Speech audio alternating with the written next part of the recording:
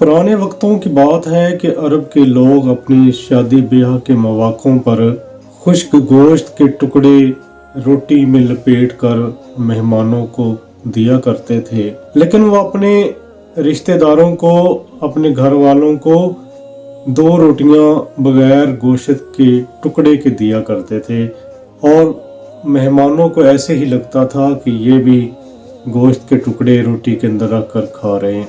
एक दफ़ा जब एक ख़ानदान अपनी बेटी की शादी करने लगा तो उन्होंने तमाम ख़ानदान वालों को 2 रोटियां लपेट कर बगैर गोश्त के पेश कर दी और जो मेहमान थे उनके लिए ख़ास बंदोबस्त किया गया।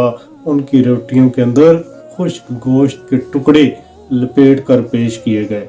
जब सब खा रहे थे तो एक उसके रिश्तेदारों में से शख्स खड़ा हुआ और कहने लगा कि ये क्या है, ये तो रोटियां ही हैं, इसमें तो गोश्त है ही नहीं, मुझे तो गोश्त चाहिए, मैं तो गोश्त के साथ रोटी खाऊंगा। तो उसने एक बखेड़ा खड़ा कर दिया और अपने ही खानदान की इज्जत दांव पर लगा दी। तो नाज़रीन कराम, बात करने का मकसद ये है कि आप भी देख लिया करें, उसको रोटी दें जो आपकी इज्जत रखने वाला हो। आज लोग दोस्त होने का दावा तो करते हैं लेकिन वो हक अदा नहीं करते और उल्टा बदनामी का बास बनते हैं, आपके लिए नुकसानदेह साबित होते हैं।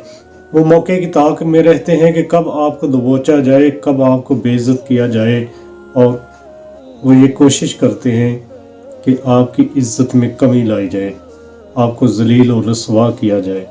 तो लिहाजा दोस्त बनाने से पहले ये सोच लिया करें कि वो दोस्त जो आप बना रहे हैं उसका ज़र्फ़ कितना है, कहीं वो ऐन मौका के ऊपर आकर आपको रुसवा न कर दे, आपको बेइज्जत न कर दे, आपके लिए ज़लालत का सबब ना बन जाए। तो लिहाजा सोचा करें और फिर दोस्त बनाया करें।